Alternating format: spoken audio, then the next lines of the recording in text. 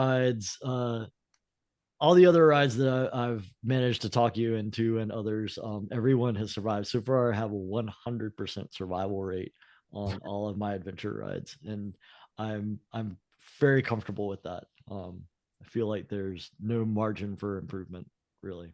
Even Well, with the Vision Quest ride. Yeah, even the Vision Quest, yeah, the Death March, like, yeah, everybody has finished. Maybe lighter than they started. And maybe, I'm not sure we can use that for our adventure theme next season. Everybody survives. Yeah, everybody survives. Like, I think that's a great, I think that's a great adventure, season of adventure kind of slogan. We should get stickers made with that. Everybody survives. Chris Spencer's doing shield right now. You heard that? Oh, well, how are y'all doing? Well, not too bad, all things considered, Shawn, right? Yeah, exactly. Exactly. Chelle? I'm okay. I've found ways to spend the whole weekend working on NICA stuff. Despite missing the race weekend, but got a lot of stuff done to make the most of the time we have left. So Awesome. So let's get into it for this one. We got, I think, a lot of stuff to talk about, but what kind of things do you want to start off with right off the bat, Brian? What kind of announcements have you got? Well, I would think maybe because it's the very next thing is our time together at Dark Mountain, which and I know we will talk weather on this podcast and weather decisions, but isn't it kind of funny, everyone, that our second time at Dark Mountain in one season as our rain date location, and we're going to be back there this weekend. I would hazard to honestly say that the decision to schedule the rain date at Dark Mountain and therefore have two possible races at Dark Mountain may have been what caused the unseasonably wet conditions that we've had. So, again, as with a lot of things that go wrong in the league, I think it's been Harbor's fault. So, um, I question, maybe we need to rethink that Dark Mountain second rain date policy next season if we want to have a hope of having less. It sounds like you just signed Ben up for our next podcast guest. As a rebuttal. We'll do a special midweek rebuttal episode. So but you're right in that Dark Mountain is next weekend. Dark Mountain Duel. So the first Dark Mountain was the Dark Mountain Dash, and now we've got the Dark Mountain Duel, and we've got the registration deadline is coming up as of this taping tomorrow. So we're taping this on Sunday evening, and Monday at 11:59 p.m. is the last time that anybody can register for Dark Mountain. Yeah. And let me make one comment about that, because yours truly, when I opened up the rain date for registration after we had canceled Salisbury, forgot to put the $25 race fee in there. So we had about 95 people that signed up for that. And we've put that event basically closed in pit zone. And I emailed all 95 registrants and said, hey, you need to re-register for the event in pit zone that is marked new rain date Dark Mountain. So just one last shot to everyone. Make sure you're registered for the right race for Dark Mountain. That old event is closed. You can't get in there, but if you were part of that 95, you do have to re-register for the new rain date in pit zone. And this may be I think, because it was going to end up being back-to-back race weekends, this date was not originally there. Some people may not be as aware of it, because right now we only have about 270 student athletes registered, and right, we've been averaging around 490, 480 per event. So it seems like numbers are lagging a little bit behind what we would normally expect, and we just want to make sure that everybody who wants to race does actually get in there and get registered, because that will be important since that deadline is coming up at midnight on Monday. Yeah, and I was working on the email tonight that will go out first thing in the morning through our mass communication tool, so everyone will get the reminder about the registration closing out. And then everybody's favorite, the town hall, that's going to be Wednesday, May 3rd, and we're going to be doing that at 8 p.m. again. And that's new for this season, something that we haven't done previously, but I like the format where, Brian, you kind of go through and really go through that event flyer and pull out the important information. Each person that is sort of in charge of that relevant area kind of speaks to it and gives some depth and explanation, but also allows for coaches, parents, and student athletes to ask questions and have them answered live, kind of so they know what to expect whenever they get there. And you've been doing something for the first student athlete to ask a question on that town hall meeting, and what's going to be their reward for being a student athlete to ask a question this week? I am going to have to go to the box of prizes for that one this week. So let's see. We did t-shirt, we did pair of socks, we did fender guard. Now I might have to go to like pedals or gloves, or even maybe, what do you think, Shell? A set of tires out of the kit bag. It might be a good one this week. There's some good tires in there. Wow, tires. Yes. Okay. That's always useful. So remember, that's going to be at 8 p.m. on Wednesday, May 3rd. There are a few things that we have kind of on the fly been changing about race day schedules. And one of those has been the course inspection change. And that's been something that changed with the first Dark Mountain, with the abbreviated race schedule and the same day course inspection that we did. And we got so much positive feedback on it that we've decided to kind of keep it and roll it out in a regular race weekend and see what we need to tweak to make it a little bit better. But that one is pretty simple. The red flag, the first period that's about 2 hours long, that is for all student athletes that race a single lap race. And so coach led, they go out, they look at the course, and realistically, you're going to get to do one lap in those 2 hours. The one thing that we're really asking is that under the red and yellow flag conditions, that teams that are coming up on a team ahead of them, they just stop and wait. Remember kind of our unwritten motto, but one that we like to remind everybody of, is that it's nice to be nice. So if you go out under the red and yellow flag conditions, anticipating that you're only going to get one lap in to see the course, what you're doing is you're going out and you're taking a nice slow look at everything. And then the yellow flag is for all of our student athletes that race multi-lap races. So that's all of our high schools and then our advanced middle school categories in the male and female side. And then after that, in the green flag, all of the experienced student athletes that coaches, you know your student athletes, you know who can go out on rides and be appropriate, be responsible, be safe, be aware. Those student athletes using the buddy system can go out during that green flag period and ride as many laps as they want, as long as they're riding with another student athlete. So there's at least 2 of them on course together, watching out for each other. And that's kind of it. We're going to roll with that a little bit and just see how well that does and what we need to tweak as we go from here. We've got a schedule change also with the JV1 and the freshmen. Brian, you want to speak to that? Yeah, certainly. And we'll cover this again at the town hall. What some of the feedback I've gotten, Shawn and Chelle, from a lot of folks across the league, is just how appreciative they are of our communication.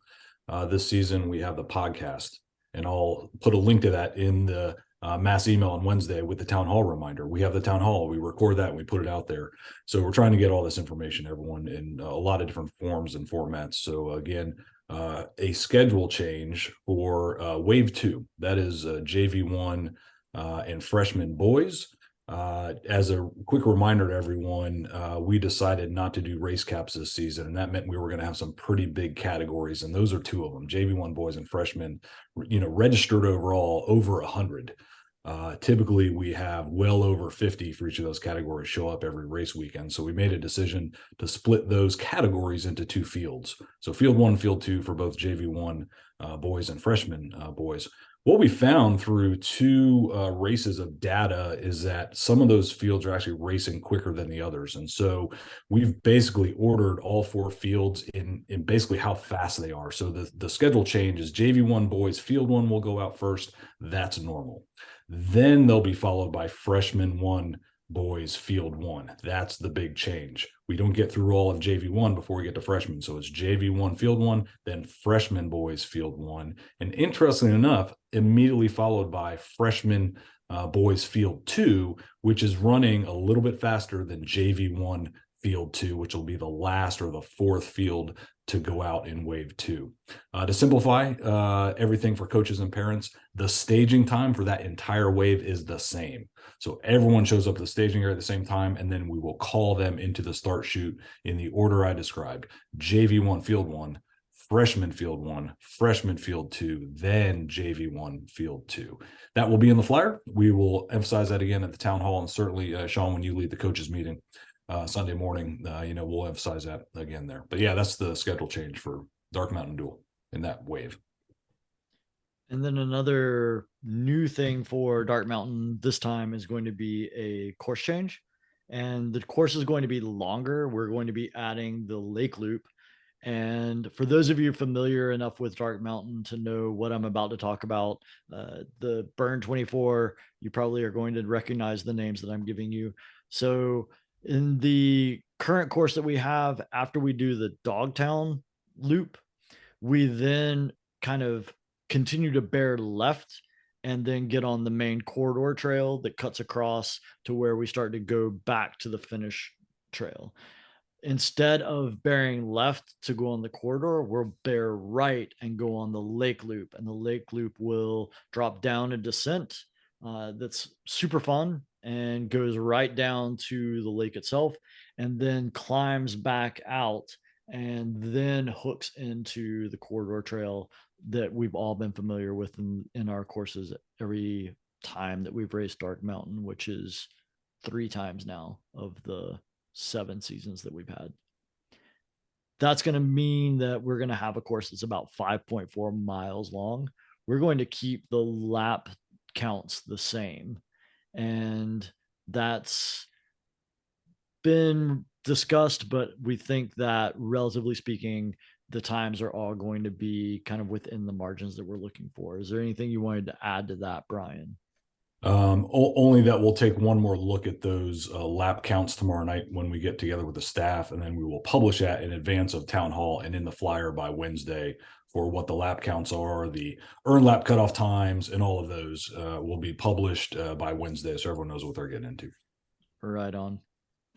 And then just a final reminder that we will be doing the same shuttle parking setup that we had last time, and just patience and bearing with the fact that that's just a fact of being able to ride it at race at Dark Mountain, is that we have to utilize these shuttles in order to maximize the amount of field that we have to offer for student athletes in pit zone, and also to abide by the land manager, which is the Army Corps of Engineers, and their desire to keep as many cars off of that grass area as possible.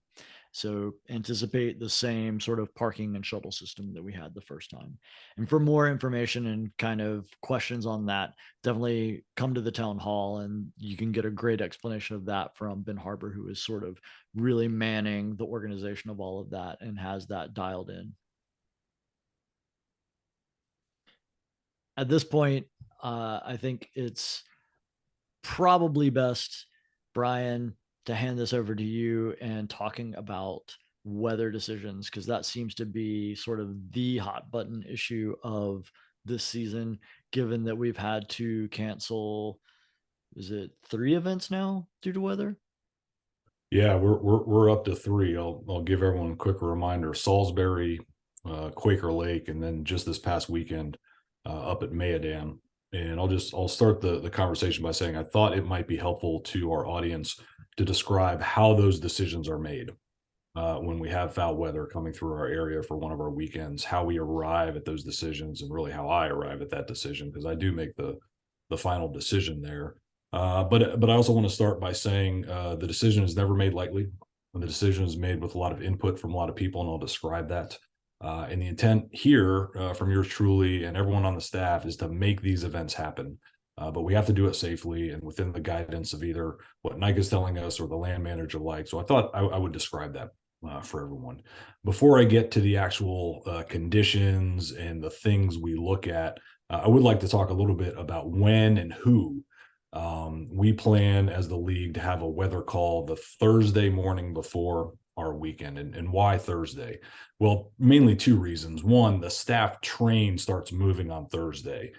We have people that go to pick up the trailer, or go up to pick up rental vehicles Thursday afternoon, and then a lot of the staff actually arrive to the venue Thursday evening, if not first thing Friday morning, to get ahead of the weekend and start doing all the venue prep. So it's best for a staff perspective, make the decision by about noon on Thursday. And then from the other perspective, coaches, parents, what am I doing this weekend? I've got reservations. Can I cancel them with enough time? Yep. Noon on Thursday seems to be about as late as we can make a decision to be not too impactful to folks on what I call the logistics of the weekend. And then really Thursday does give us the best sense from a forecast perspective of what the weather is going to look like all the way through Sunday. It's about 72 hours out. We get a pretty good feel for what the weather is going to be. And so that's why Thursday at noon is our time to make that decision and get the word out. And unfortunately, the times we've had to do it, I think we've done an okay job of getting the word out about what we were doing.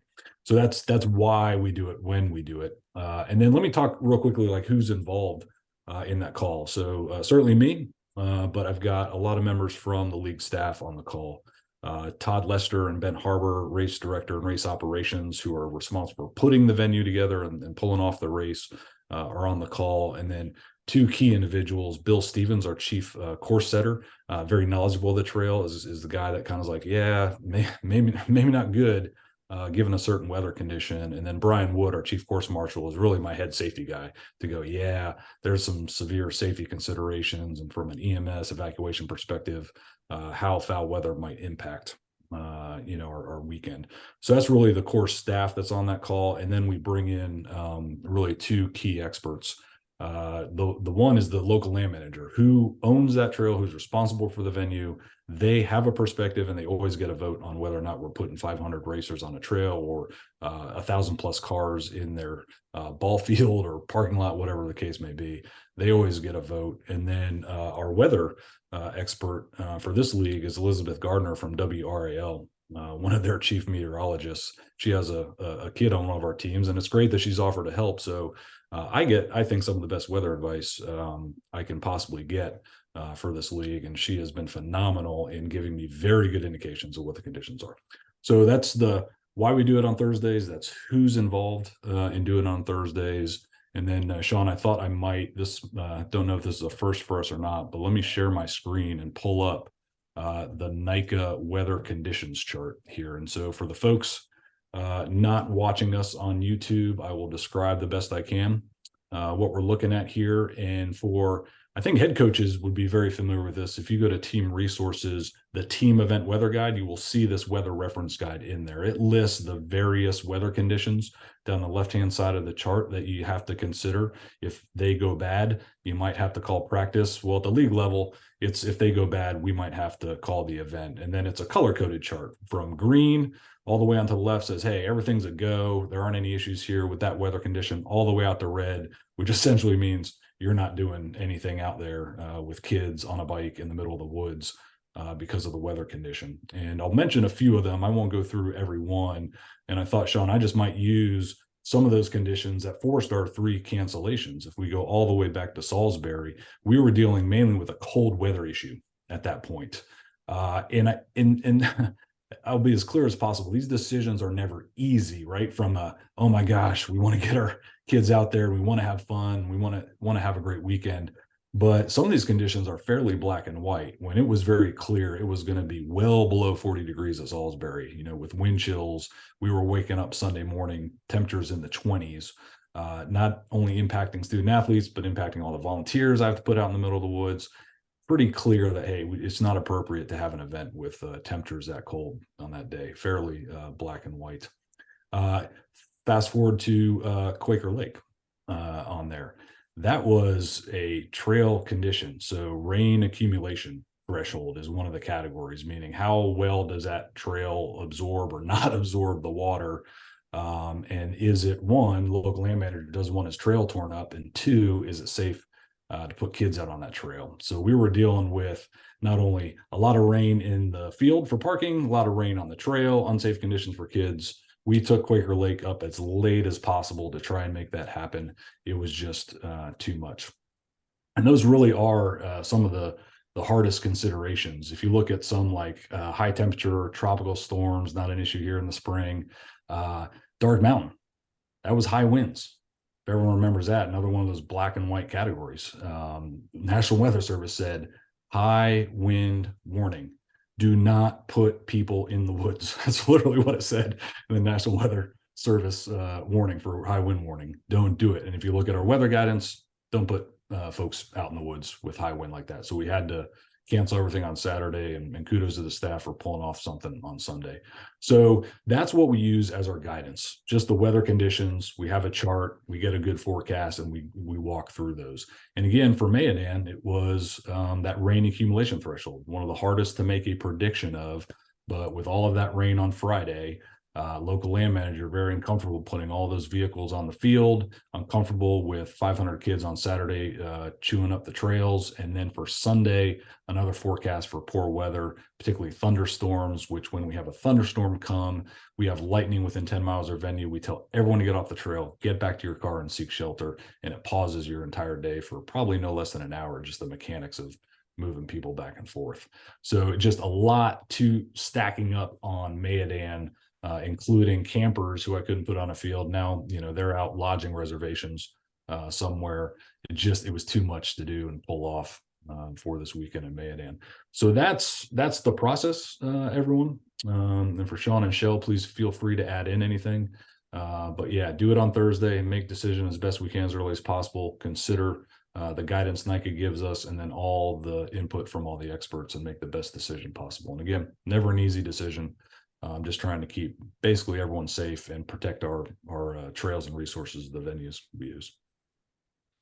In the years that I've been involved with the weather calls, there's never been one that was questionable that seemed an easy decision to make at all. Like when the weather forecast is sunny, warm, and clear, it's like a no-brainer. But anytime it was anything that was questionable, it was such a long kind of agonizing call of what ifs, and maybe we could do this and maybe we can do that. Like so many people that even if it looked like it was not going to be feasible to do it, still trying to figure out a way to make something happen. And that's, I guess, the thing that I really want everyone to understand is I don't think there's ever been one of these that was questionable where we were to all get on a phone call and everybody be like, yep, we're not doing anything this weekend. And that's just the end of it. Like it's always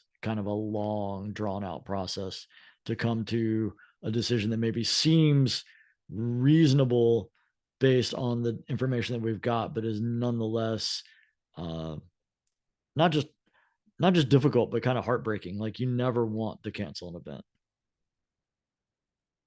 No, you certainly don't. And I think what we all balance a lot here at the league level is just knowing we have a span of rider experience, on very wet and sloppy trail conditions.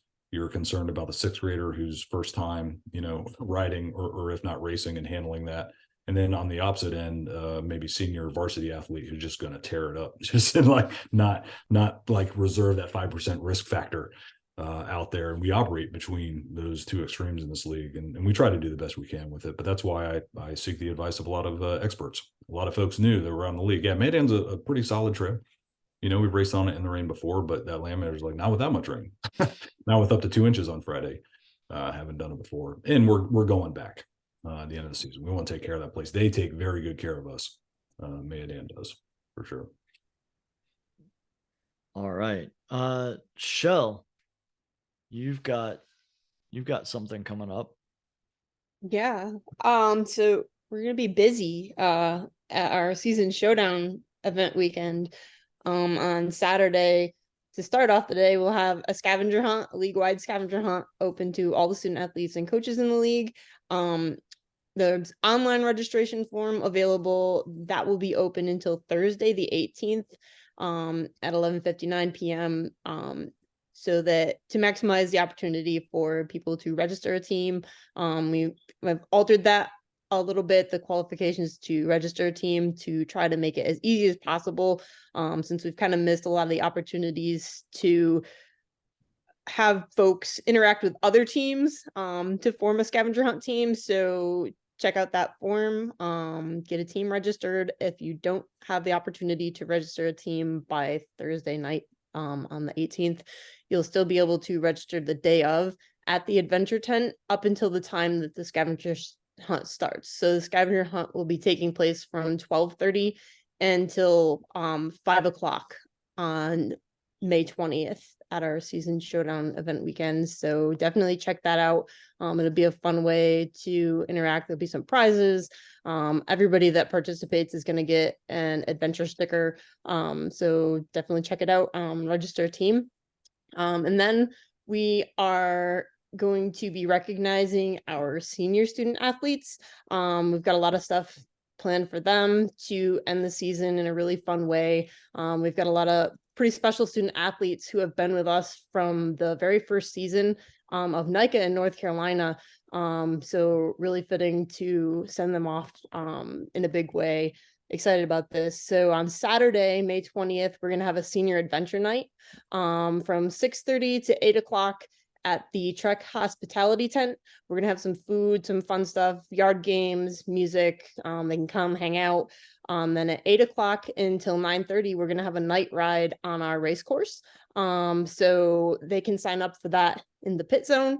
All the information can be found in that pit zone event description.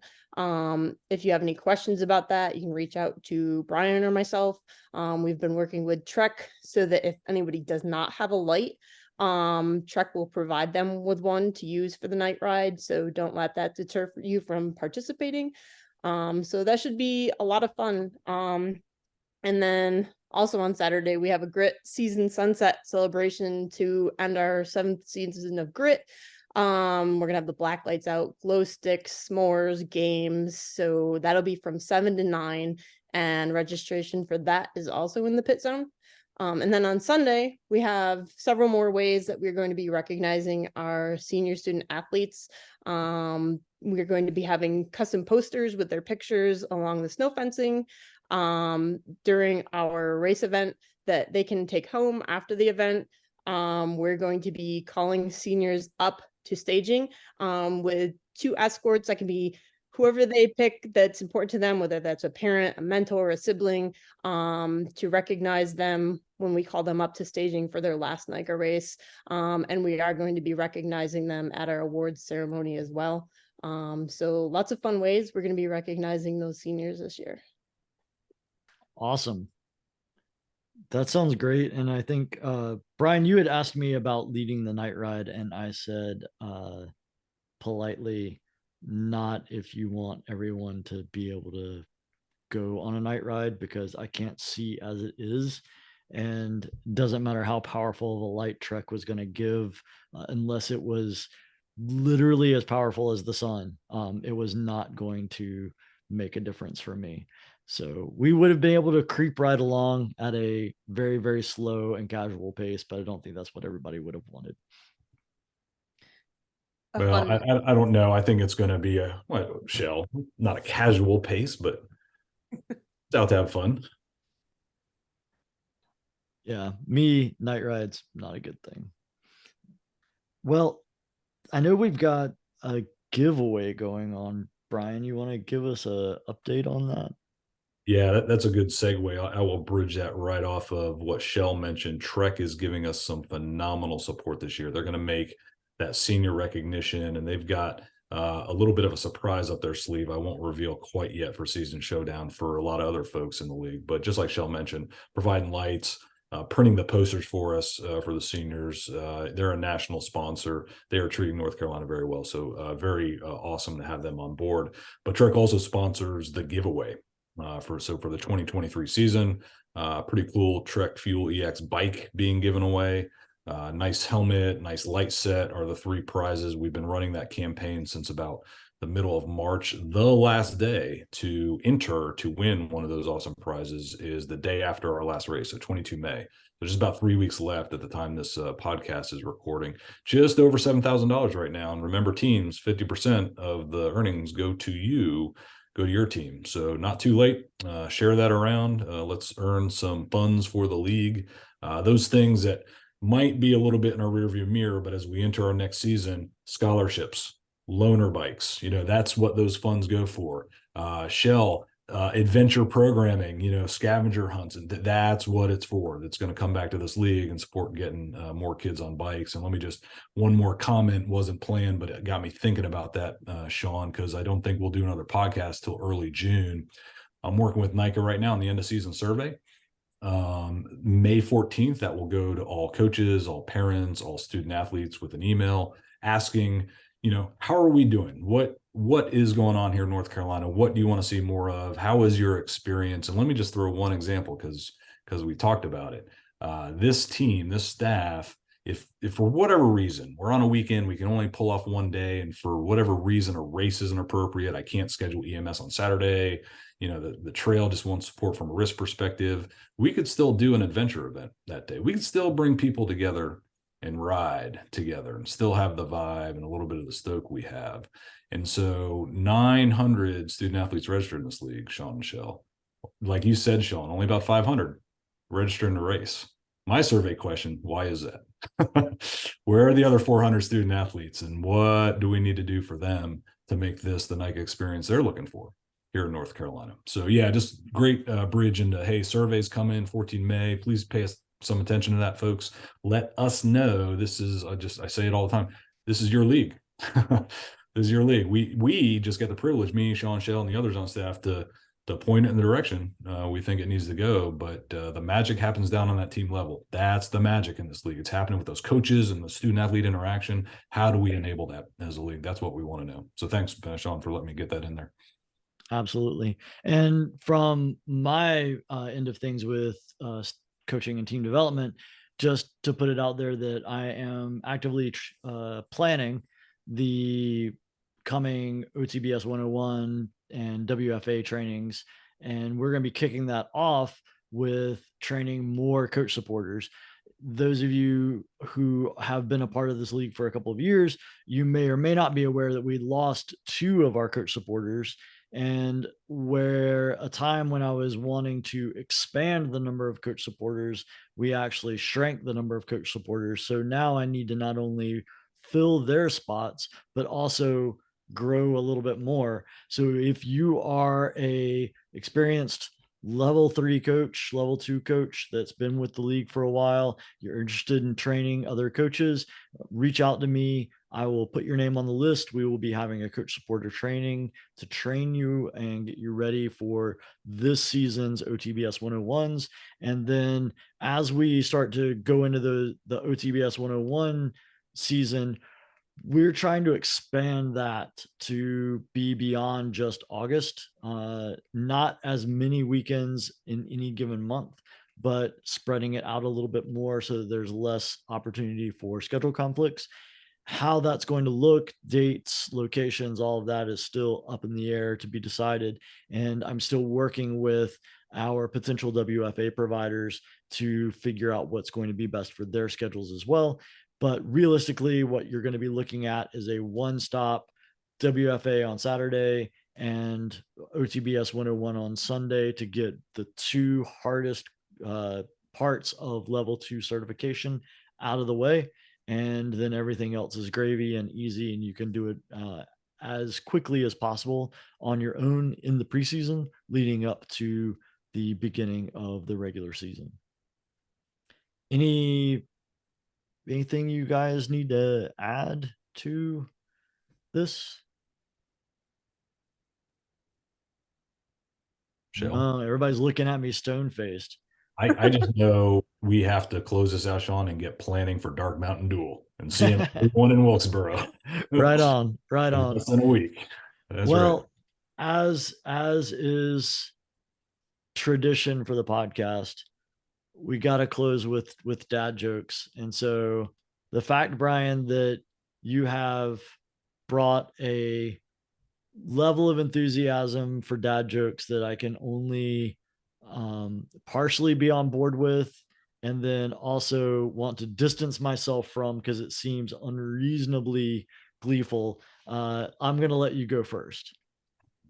I shouldn't reveal my secrets, but this AI technology is pretty cool. Like literally, I have an embedded button in my Twitter feed, Shawn, that gives a dad joke option. Like I just have to click the button and it automatically populates a dad joke to tweet out to, my 5 to 6 followers or whoever is following this guy. But I'm glad that you're leveraging what may possibly be the single largest technological advance of our lifetimes to further your love of really bad jokes. I do it for the league, Shawn. I do it for you, and I do it for the league. So here's what ChatGPT came up with tonight.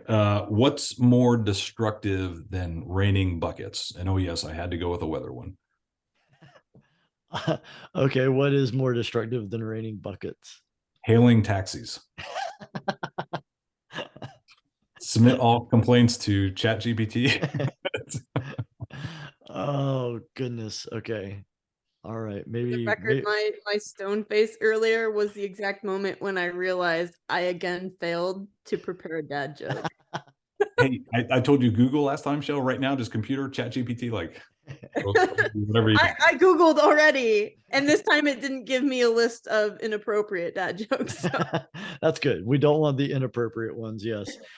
So I'll go next just so that you can stall for time to find a good one. But why can't you hear a pterodactyl go to the bathroom? Because the P is silent. Yes. Tried to go with a more traditional vein of the dad joke. No, it's good. All right, Shell, you're up. What's that? It's brown and sticky. Oh, this was the very first joke that my son ever told me when he was like 3 years old. I remember this to this day. I'm not gonna ruin it. So, what is brown and sticky? Do you know, Brian? Nope, drawing a blank. Can I say it? Yes. A stick.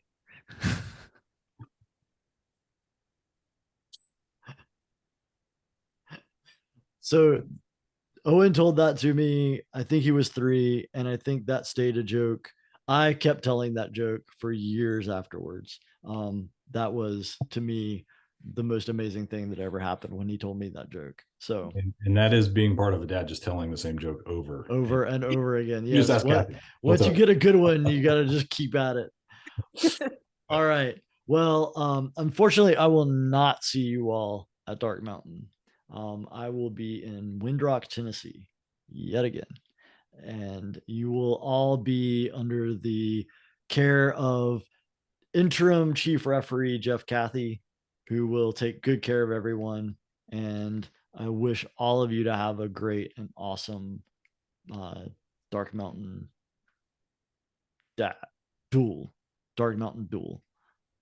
Duel, DUEL, or DUAL. Duel, because it's our second time, Shawn. You had to go there. All right. On that, I'm cutting you off. Okay. For those of you that listen to this on your podcast feed, there are visuals that go along with this. So check it out on the podcast podcast on our YouTube channel, and I will have the video up on there shortly. Other than that, thanks so much. And I'm sure I will be seeing the two of you, I don't know, tomorrow on another meeting. So That's what we do. good night, everyone. Yeah. Bye.